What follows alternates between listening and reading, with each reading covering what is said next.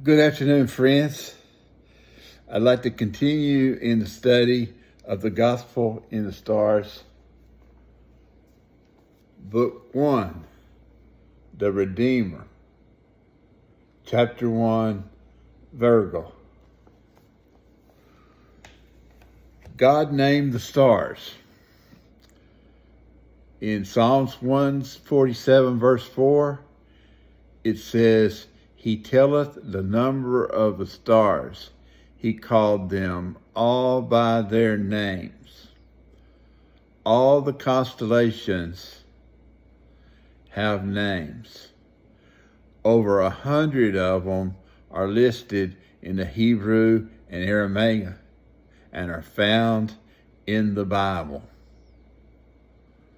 I have no doubt that God shared the names of all of them, but those names have been lost to us over time. Remember, we're following the sun as it passes through its tabernacle around the galaxy. And you see all of the constellations as we pass through. Now then, there are 12 main constellations that they call the zodiac. The great Hebrew historian Josephus lived during the time of Jesus. Although it appears he didn't know Jesus, he knew about him and wrote some vague historical statements about Jesus. But Josephus wrote more extensively about Adam, Seth, and Enoch, and their knowledge of the gospel in the stars and the names of the constellations. They passed some of their knowledge to their descendants, and Josephus got some of the names from writings from other peoples, from other ancient peoples. These men lived long enough to see the story played out in the heavens.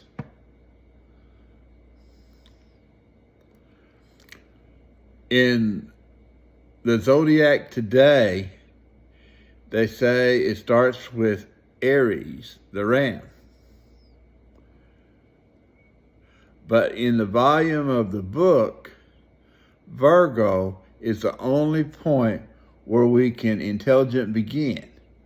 Although it's a circle and you could begin any place, Virgo is the only place where it could begin, and Leo is the only point where we can logically conclude in the end. Have you heard of the riddle of the Sphinx? The word Sphinx is from to bind closely together. The Sphinx was designed to show where the two ends of the zodiac were to be joined. The Sphinx has the head of the woman and the body of the lion, thus Virgo to Leo. So if you want us to read the story, the Sphinx is there to show you begin with Virgo and end in Leo. In the temple of Esne in Egypt, the Sphinx is placed between the signs of Virgo and Leo. So why do we have the Sphinx? The Sphinx is there. No, there's no creature that's the Sphinx. It's a monument. And the Sphinx is there as an everlasting reminder that the story begins with Virgo.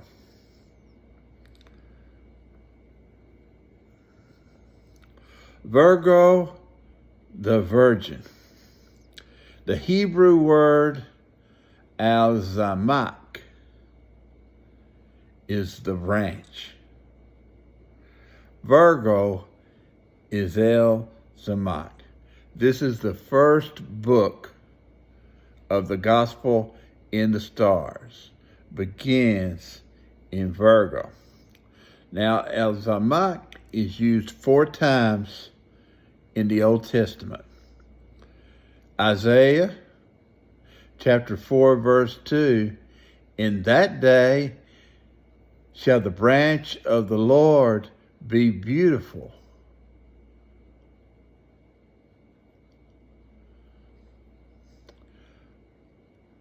In Jeremiah chapter 23, verse 5, behold, the days come, saith the Lord, that I will raise unto David a righteous branch, and a king shall reign and prosper, and shall execute judgment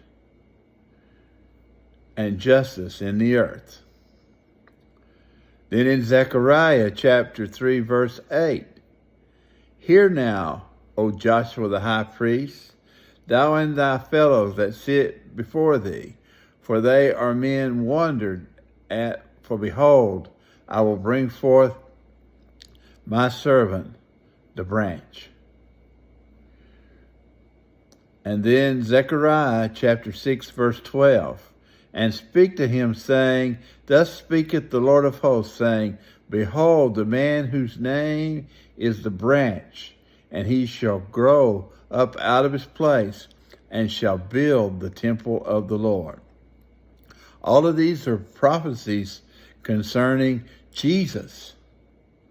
And he is that branch, and he is that redeemer. And so the declaration that comes out in Virgo is the virgin shall conceive this redeemer that will reign forever and be over Israel and build the temple of the Lord. A servant. This is our Redeemer. So Virgo is saying, behold the Redeemer.